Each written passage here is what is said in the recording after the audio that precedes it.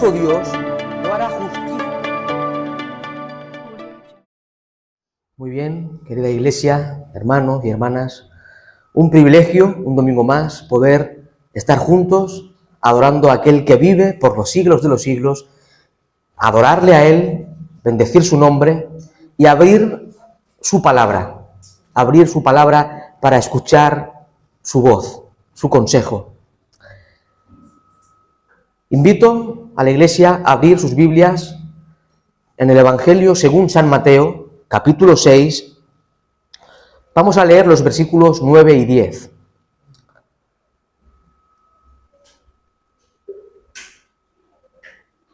Evangelio según San Mateo, capítulo 6, versículos 9 y 10. Dice así la santa palabra del Señor. Vosotros pues oraréis así: Padre nuestro que estás en los cielos, santificado sea tu nombre. Venga tu reino, hágase tu voluntad como en el cielo, así también en la tierra. Ya hemos visto en esta oración modelo, la oración conocida como el Padre Nuestro, hemos visto el versículo 9 y ahora vamos a adentrarnos en el versículo 10, especialmente en las primeras palabras: venga tu reino, venga tu reino. Ese es el tema de esta mañana. Padre nuestro que estás en los cielos, santificado sea tu nombre, venga tu reino. Hermanos, hermanas, cuando analizamos el contexto cristiano, concretamente evangélico, podemos darnos cuenta rápidamente de que en gran parte del mundo cristiano llamado evangélico hay cierta confusión con respecto al tema del reino de Dios. Algunos, por ejemplo, al oír el reino de Dios, piensan directamente en el cielo, en la morada eterna.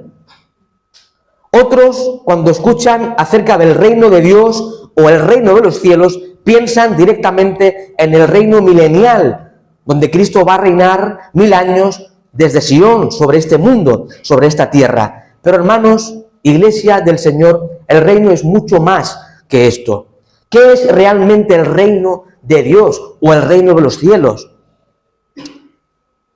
El tema del reino, como todos bien sabemos, recorre toda la Biblia. De ahí, hermanos, la importancia tremenda, la importancia de comprender bien la naturaleza del reino de Dios. Es decir, ¿qué es el reino de Dios? La petición en esta mañana es: venga tu reino, venga el reino de Dios. Por esta razón, hermanos, es de vital importancia comprender bien qué es el reino de Dios según las Sagradas Escrituras. Cuando estudiamos el tema del reino, cuando estudiamos la Biblia, nos damos cuenta de que es un tema central que recorre toda la palabra de Dios. Ahora bien, nosotros aquí, en nuestra querida España, hay un rey y hay, en cierta forma, un reino, el reino de España. Pero todos sabemos bien de que el rey y el reino de España es algo meramente simbólico. Es algo meramente simbólico. Ahora, para entender bien la naturaleza del reino, creo que tenemos que trasladarnos a la antigüedad, al mundo antiguo. Todos hemos visto series de películas, hemos leído libros de historia y podemos ver lo que era un reino en la antigüedad, en la edad antigua. Y cuando nos trasladamos al mundo antiguo, todos sabemos bien que cuando hablamos de reino, hablamos de un determinado territorio, ¿verdad? Un pueblo donde hay un rey, un monarca, que es soberano y que reina, gobierna sobre unos determinados súbditos, sobre un pueblo concreto. Y que estos que pertenecen a este pueblo, estos súbditos del reino, acatan la ley del rey. ¿Sí? Estamos todos bien familiarizados con un reino, ¿verdad? Un rey, un monarca que gobierna sobre un determinado territorio, sobre un determinado pueblo, y que estos súbditos del reino acatan las leyes, la voluntad del rey. Esto es básicamente el significado de reino. Ahora bien, hermanos, cuando hablamos de reino con respecto a Dios, pues hablamos de su gobierno, hablamos de su autoridad, hablamos de su dominio sobre todas las cosas. El pastor Samuel Pérez Millos, comentando este versículo, dice que el reino de Dios es el lugar donde Dios ejerce su soberanía, manifiesta su presencia y es obedecido voluntariamente por aquellos que le aceptan como Señor. Por tanto, podemos definir reino de esta forma. El reino de Dios es el lugar donde Dios ejerce su soberanía, manifiesta su presencia y es obedecido por sus hijos, aquellos que le aceptan como Señor. Ahora, cuando estudiamos el reino de Dios en las Sagradas Escrituras, vemos de que tiene el reino varias manifestaciones, varios aspectos. Y según el contexto histórico que leamos, vemos que a lo largo de la historia bíblica, a lo largo de la historia de la redención, incluso en la historia humana, vemos que el reino de Dios ha tenido y tiene, incluso tendrá, diferentes manifestaciones o aspectos. Por ejemplo, cuando vamos al libro de los Salmos, un libro muy leído por el pueblo de Dios, porque encontramos consuelo, ánimo, aliento para nuestras vidas. Pues cuando vamos al libro de los Salmos, concretamente en el Salmo 93, en el Salmo 99, se inicia así: Jehová reina, Yahvé, el Dios vivo y verdadero, reina. Y uno se pregunta, ¿desde cuándo reina Yahvé y sobre qué reina el Señor? Muy bien, Dios reina desde toda la eternidad. Y Dios reina sobre todas las cosas. Por tanto, cuando dice la Escritura que Jehová reina, en el libro de los Salmos, ahí encontramos, se hace referencia al gobierno universal de Dios, ya que Dios es Rey de Reyes y Señor de Señores sobre todo el universo, y Dios, como único soberano, gobierna sobre todas las cosas de forma total, perfecta y absoluta. Por tanto, ahí vemos un aspecto del reino de Dios. Dios gobierna sobre todas las cosas. De hecho, dicen los evangelios que un simple pajarillo no cae a tierra sin el consentimiento de Dios. Dios gobierna, hermanos, sobre todo este universo, porque Él es el dueño absoluto de todas las cosas. Ahí encontramos un aspecto del reino de Dios, el reino universal del Señor. Ahora bien, cuando leemos los evangelios, vemos que con la venida del Mesías, con la llegada de Cristo al mundo, se inaugura el reino de Dios, ¿verdad? Se inaugura el reino de Dios. Y encontramos de que muchas de las promesas, muchas de las profecías tocante a la salvación y liberación hechas en el Antiguo Testamento tienen parte de cumplimiento, comienzan a cumplirse con la llegada del Mesías al mundo. De hecho, Cristo dijo en un momento determinado a los fariseos, en Lucas capítulo 17, versículo 21, las siguientes palabras: el reino de Dios está entre vosotros. Nosotros, hoy en día, cuando hablamos del reino de Dios, solemos pensar directamente en lo futuro, en lo que nos espera, ¿verdad? Es muy común, entre los cristianos, es muy común. Y en cierta forma, es verdad, también es verdad. Pero hermanos, el reino de Dios es mucho más que el cielo, es mucho más que el milenio, es mucho más.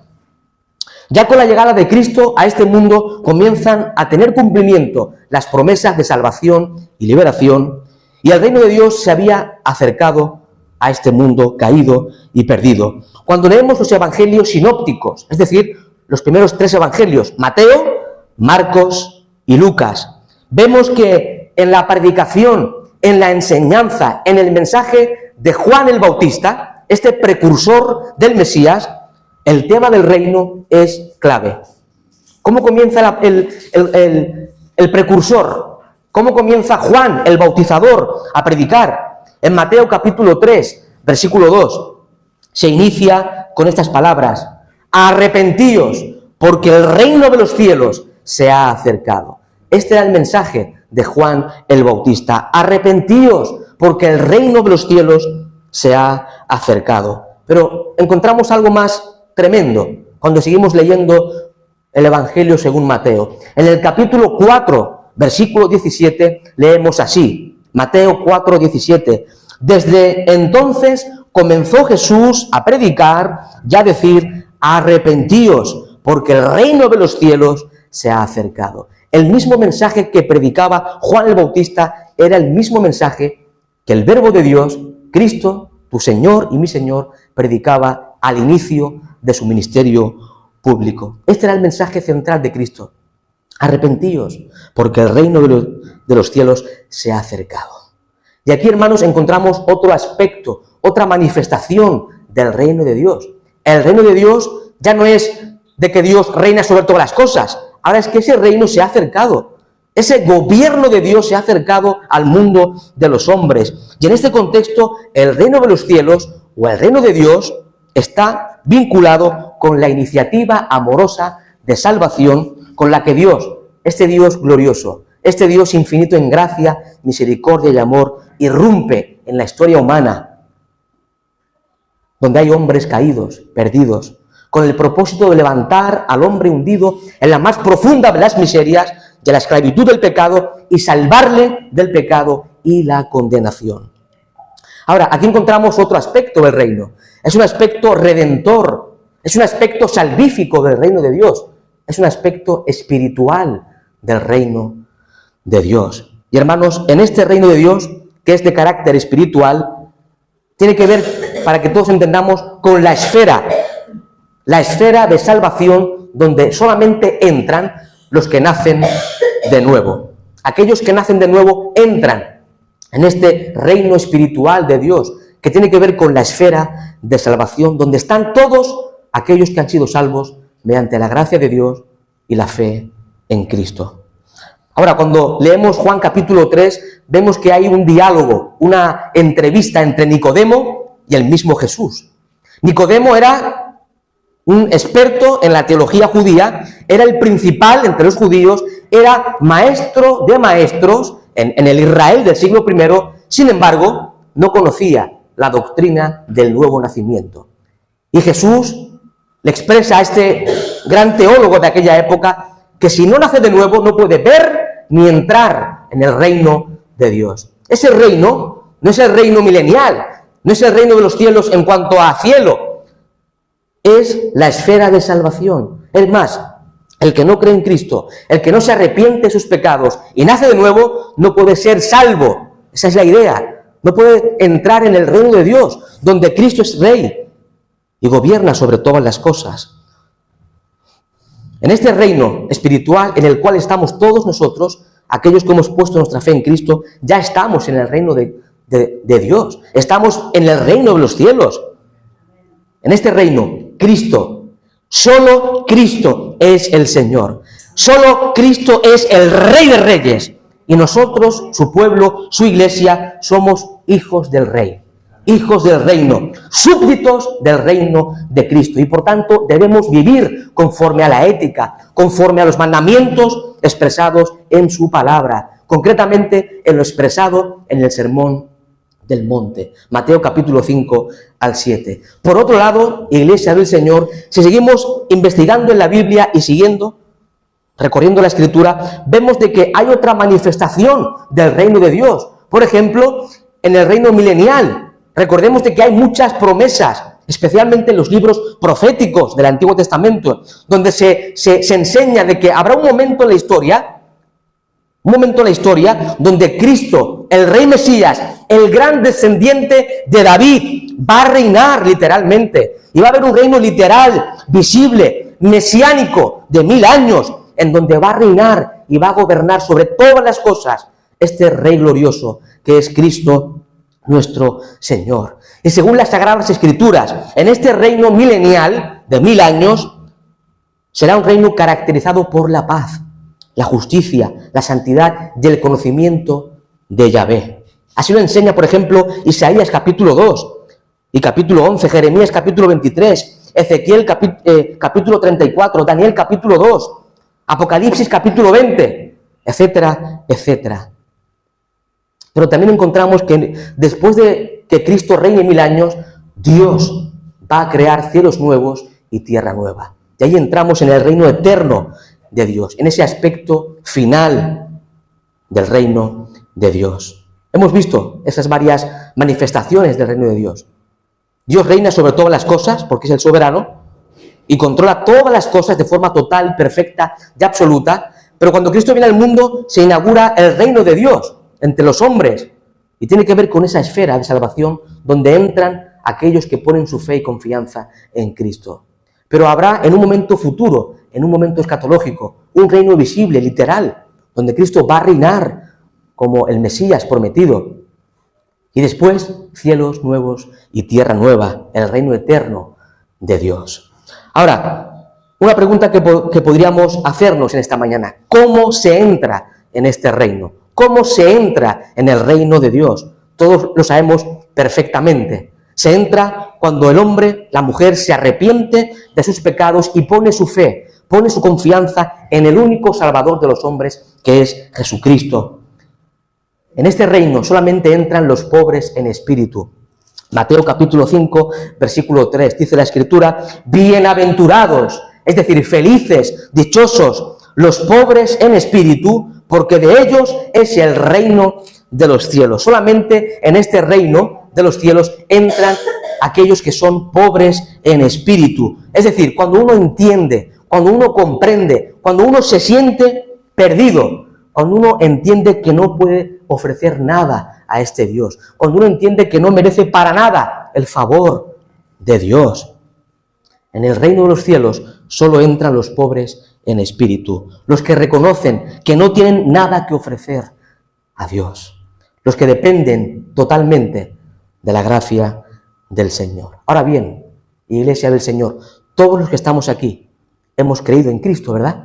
Hemos puesto nuestra confianza en Cristo como Señor, Salvador personal de nuestras vidas. Por tanto, estamos en el reino de Dios. Ya estamos, no es que estaremos. Sí, también estaremos en el cielo y en el milenio, sí, pero es que ya estamos.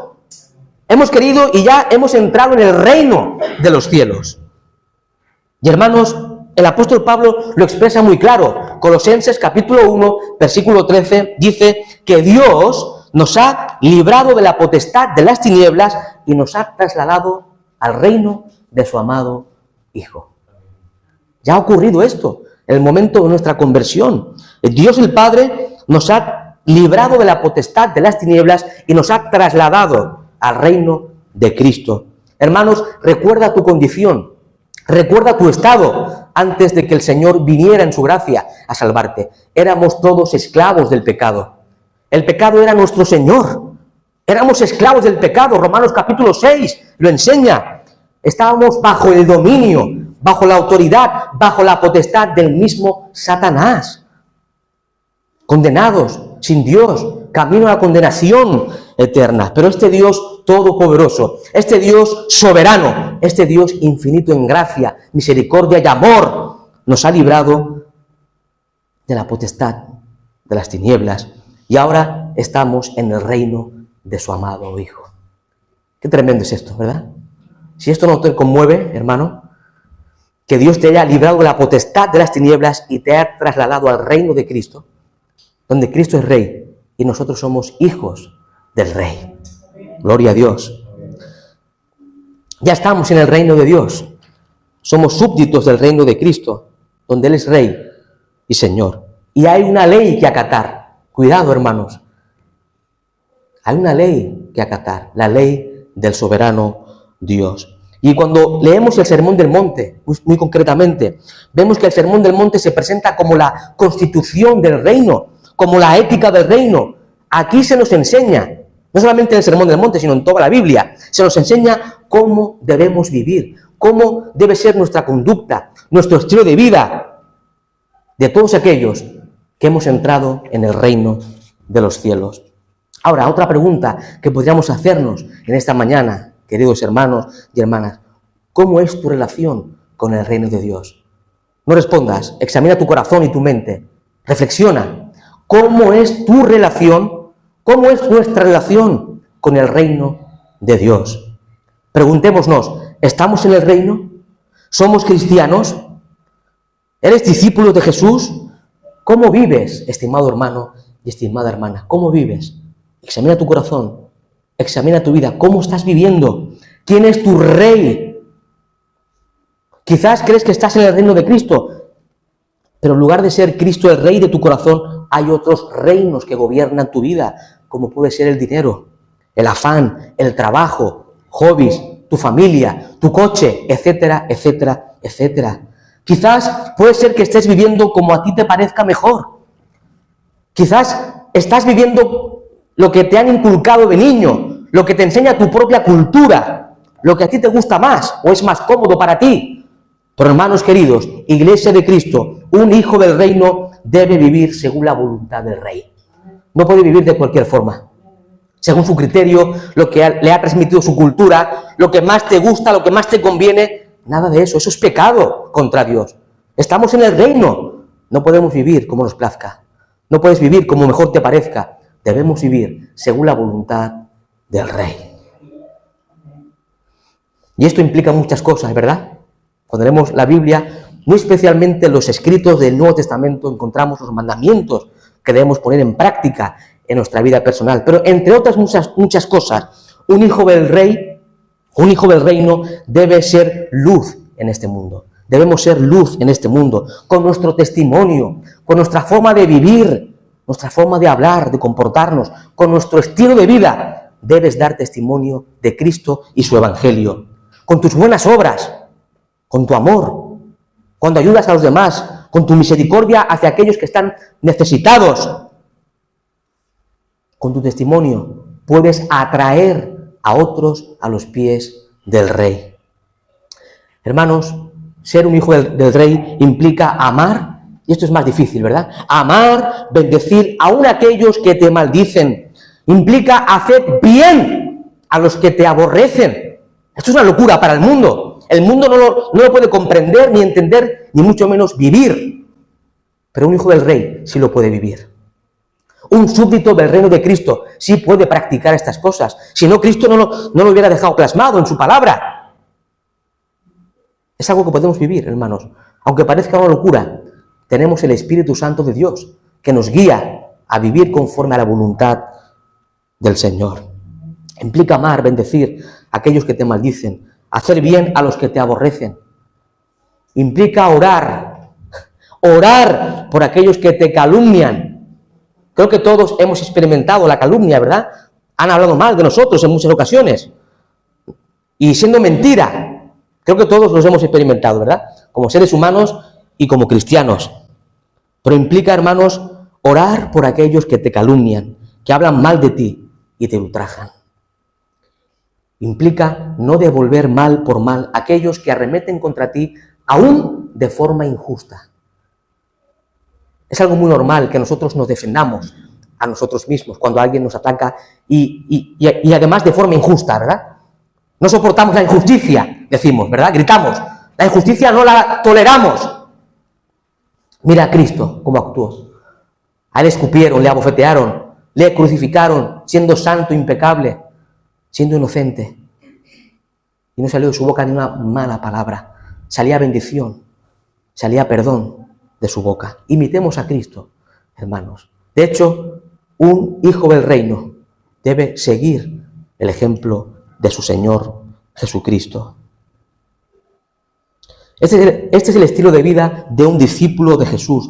Este es el estilo de vida de un súbdito que ha entrado en el reino de Cristo. Hermano, hermana, reflexiona, ¿cómo es tu estilo de vida? No solamente aquí en la iglesia, sino en el trabajo, con los familiares, con los amigos, con los vecinos, comprando en el Mercadona, da lo mismo. ¿Cómo es tu estilo de vida? ¿Cómo te comportas?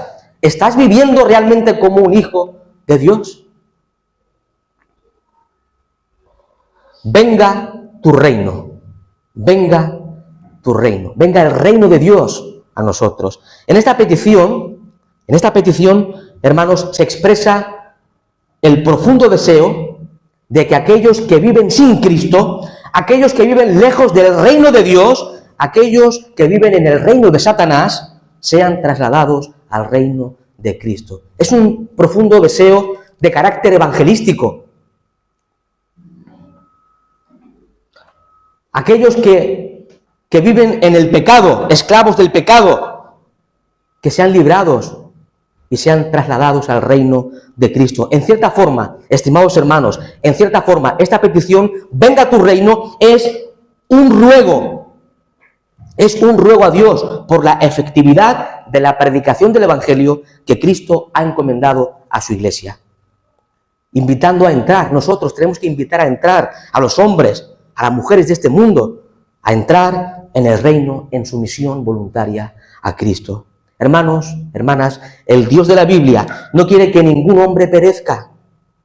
El Dios de la Biblia no quiere que ningún hombre perezca, sino que todos sean salvos y vengan al conocimiento de la verdad. Y hermanos, esta petición, venga a tu reino, es una petición, en última instancia, por la extensión del reino de Dios. Y esto es lo que estaba orando nuestro hermano Antonio. ¿Qué estamos haciendo, hermanos? ¿Estás compartiendo las buenas nuevas de salvación con tus familiares, que son los más cercanos? ¿Estás predicando el Evangelio en tu trabajo? ¿Cómo te comportas en tu trabajo? ¿Eres luz en el trabajo? ¿Estás dando testimonio de la verdad más sublime de la historia de la humanidad? ¿El Evangelio de Cristo? ¿Estamos predicando el Evangelio? ¿Estamos evangelizando?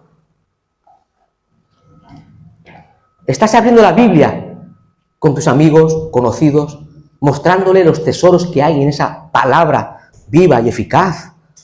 ¿Qué estamos haciendo?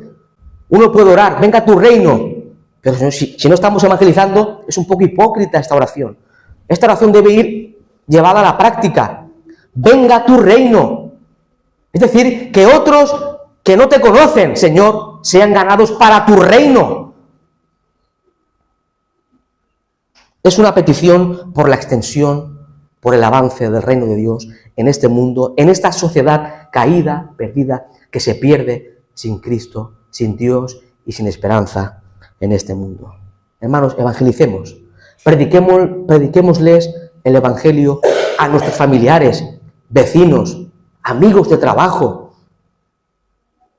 para que el reino de Dios se extienda y Cristo reine en aquellos corazones que están vacíos sin Cristo. Daremos cuenta delante del Señor del tiempo que hemos malgastado.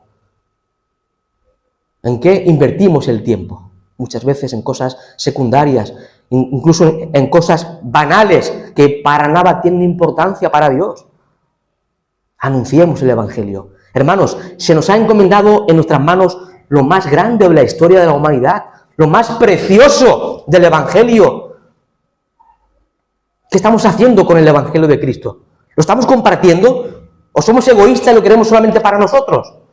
Compartamos el Evangelio. Por las calles, por las plazas, en los trabajos, sea donde sea, demos testimonio de que hay un Cristo glorioso que ama al hombre y que ha muerto en una cruz por sus pecados para darle salvación y vida eterna. Y que el hombre sin Cristo va camino al infierno. Esta también es la realidad que encontramos en la Biblia. El hombre sin Cristo está perdido, está totalmente arruinado, camino al infierno eterno. Valga la expresión, por toda la eternidad. Y nosotros estamos callados, sin hablar, y la gente se está perdiendo. Venga a tu reino. Es una petición para que el reino de Dios se extienda en otros corazones, en otras personas. Ahora, esta petición, venga a tu reino, es también como decir, venga a tu reino a mi vida, a mi corazón. Es cierto que ya estamos en el reino. Si has creído en Cristo, ya estás en el reino. Pero creo que esta petición debe ser continua en nuestra vida. Venga a tu reino, venga a tu gobierno, tu soberanía, a mi corazón cada día. Es una implantación del gobierno soberano de Dios en nuestras vidas. Y hermanos, esto exige, esto demanda que todos los ídolos que hemos ido colocando en nuestro corazón sean destruidos. Y uno puede decir, no, yo idólatra para nada. Todos, en algún momento de nuestra vida, hemos cometido idolatría contra Dios. Cuando colocamos a alguien o algo en el centro de nuestra vida, en el lugar que le corresponde a Cristo, estamos cometiendo idolatría, estamos pecando contra Dios. Y notar lo que Dios hizo con su pueblo por la idolatría. Lo castigó duramente. venga tu reino a mi vida, a mi corazón. Exige que todos los ídolos que hemos ido colocando en nuestro corazón sean aniquilados, sean destruidos. Y que Cristo sea entronizado como el único rey de nuestro corazón. Dice un autor que que esta petición, venga a tu reino a mi vida, es un atentado contra nuestra soberanía. Porque nosotros a veces creemos que somos los soberanos de nuestra vida. Estamos centrados en nuestro yo.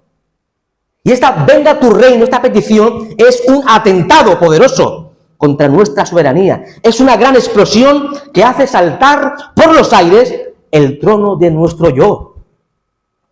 Yo soy el mejor. Solo yo. Y en lugar de Cristo estamos yo. Estamos pecando contra Dios. Es un atentado contra nuestro yo. Venga tu reino a mi vida. Es una explosión tremenda que hace saltar por los aires el trono de nuestro yo.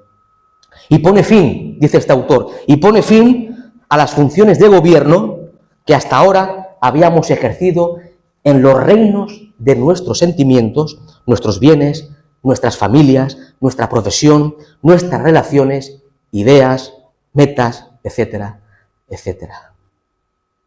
Dios quiera, el Señor quiera que esta petición del Padre nuestro sea una realidad en nuestras oraciones, pero sobre todo en nuestro corazón. Es interesante que aquí Jesús no pide, hermanos, esta oración evidentemente no es para recitarla tal cual.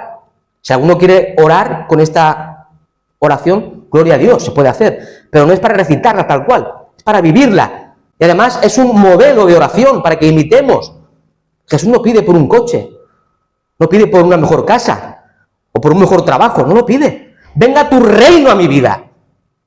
Venga tu reino. Esa es la petición más importante para nosotros en el día de hoy. Que el reino de Cristo venga a tu corazón y al mío. Dios quiera que esta petición sea una realidad en nuestra vida de experiencia. Hermanos, pregúntate en esta mañana, ¿quién reina en tu vida? ¿Quién reina en tu vida? ¿Quién? ¿Quién o qué? ¿Quién es el soberano en tu corazón? ¿Quién es el rey que controla y dirige tus pasos? Tendremos que decir en esta mañana, cantar, reina tú, oh Señor, en mi vida. Reina tú, oh Señor, en mi corazón. Oh Rey de paz, decía alguien, oh Rey de paz, ven y reina en mí. Y esto nos lleva, hermanos y hermanas, a vivir conforme a los mandamientos expresados en su palabra, en el Sermón de la Montaña. Y esto implica humildad en nuestras vidas, abnegación, amor hacia los demás, santidad de vida y rectitud interior. Y uno puede preguntarse, cuando uno lee el Sermón del Monte, vemos cosas tremendas, ¿verdad? Verdades muy sublimes. Y uno puede preguntarse, bueno, ¿por qué debo yo perdonar? ¿No? ¿O por qué debo amar a mis enemigos? Porque Dios te amó a ti cuando tú eras enemigo de Él por tu pecado. ¿Por qué debo perdonar? Porque Dios en su gracia te perdonó todos tus pecados en Cristo Jesús. Y nuestros pecados nos llevaban al infierno. Pero Dios en su amor, en su gracia, te ha perdonado todos tus pecados en Cristo. Por eso debes perdonar a los demás. ¿Por qué debo tratar a mi prójimo tal como se nos indica en el Sermón del Monte? Porque así es como Dios te ha tratado a ti y a mí.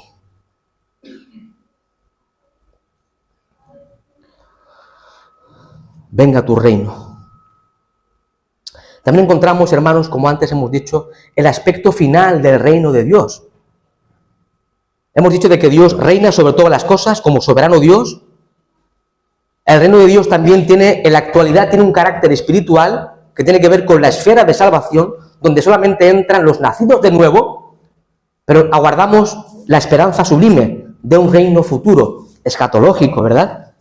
Y esta petición, venga tu reino, también expresa el profundo anhelo, el profundo deseo de que el reino de Dios llegue a su culminación, a esa manifestación futura, escatológica, donde Cristo va a reinar desde Sion, y se va a establecer en la tierra la justicia, la paz y la santidad. Pero también, hermanos, esta petición expresa el anhelo de que se cumpla una de las promesas más gloriosas y más esperadas del pueblo de Dios, que Jesús vuelva a por los suyos, a por su pueblo, a por su iglesia. Dice así la Escritura, Juan capítulo 14, Cristo dice: no se turbe vuestro corazón, creéis en Dios, creed también en mí. En la casa de mi Padre muchas moradas hay, si así no fuera, yo os lo hubiera dicho. Voy pues a preparar lugar para vosotros, y si me fuere, y os prepararé lugar, vendré otra vez, y os tomaré a mí mismo, para que donde yo estoy, vosotros también estéis. Gloria a Dios. Tremendas promesas. Cristo viene a buscar a su pueblo, a buscar a los suyos, a sus redimidos. Esto viene, y allí tendrá culminación el reino de Dios. Notar lo que dice Apocalipsis también. Porque puede ser, hermanos, que en tu experiencia, en el día de hoy, estés pasando por momentos difíciles. ¿Quién no pasa por momentos difíciles en su vida, en su experiencia? Creo que todos, ¿verdad? Todos. Incluso Cristo atravesó mucho más dolor del que tú y yo podemos experimentar en el día de hoy. Siendo Dios, siendo impecable, siendo santo, siendo inocente, sufrió por amor a cada uno de nosotros. Pero quizás en el presente, en ese día, hoy, atraviesas por el valle de sombra de muerte. Atraviesas por el valle del dolor profundo y de lágrimas, por aflicción. Atraviesas por dificultades en tu experiencia personal. Puede ser problemas matrimoniales, problemas económicos, problemas de enfermedad. Puede ser cualquier otra dificultad en tu vida. Quizá hay espinas profundas en tu alma por algún motivo concreto. Hay espinas en tu corazón. Pero en medio de las dificultades, en medio del profundo dolor, contemplemos a Cristo. Iglesia del Señor, contemplemos al crucificado, contemplemos sus promesas que son sí y amén. Sus promesas son inmutables, no pueden dejar de ser, se van a cumplir todas. Pues tengo por cierto que las aflicciones del tiempo presente no son comparables con la gloria venidera que en nosotros ha de manifestarse. Sufrimos, ¿verdad? Físicamente, espiritualmente, moralmente, nos aguardan tremendas promesas, hermanos. La gloria que nos espera en el cielo con Cristo no se compara con lo que sufrimos en esta tierra. Y hermanos, hay una tremenda promesa que encontramos en Apocalipsis capítulo 21, versículo 4. Cuando entremos ya en ese reino eterno de Dios, cielos nuevos y tierra nueva, se cumplirá estas palabras. Apocalipsis capítulo 21, versículo 4. Dice la Escritura: enjugará Dios toda lágrima de los ojos de ellos, y ya no habrá muerte, ni habrá más llanto, ni clamor, ni dolor, porque las primeras cosas pasaron. ¡Qué tremendas promesas! En medio del dolor profundo, contemplamos estas gloriosas promesas del reino eterno de Dios. Y esto trae paz a nuestro corazón en el presente. Trae gozo, trae esperanza. Trae quietud a nuestra alma angustiada por las aguas que arremeten contra nuestra vida. Hermanos, contempla a Cristo. No tengo otro mensaje. Contempla a Cristo y sus promesas. Como decíamos el otro día, que mandemos una foto en el grupo. Ha sido un año difícil, ¿verdad? Mucho jaleo por todas partes, y todos en nuestra vida pues también hemos vivido cosas muy difíciles.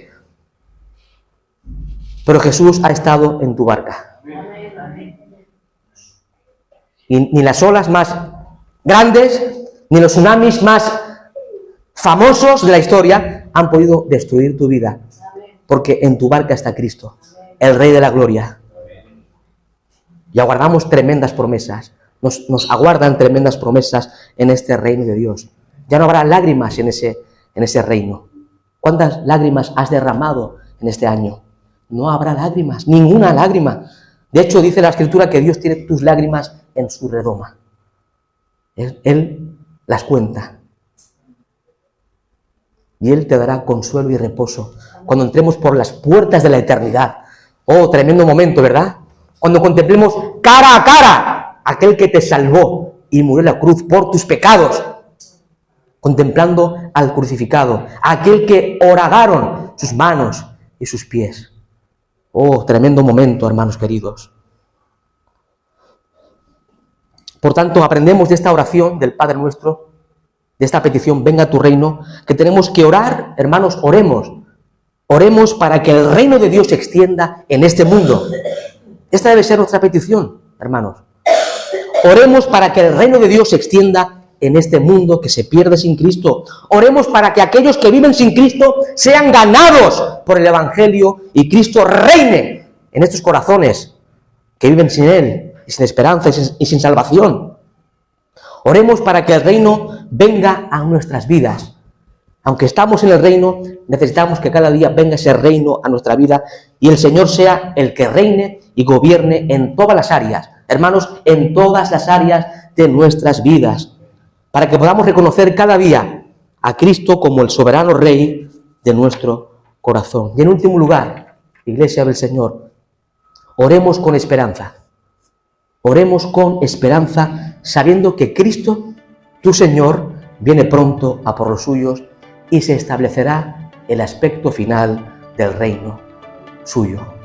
A Él la gloria, eternamente y para siempre. Amén y amén. Gracias, Padre, por este tiempo, Señor.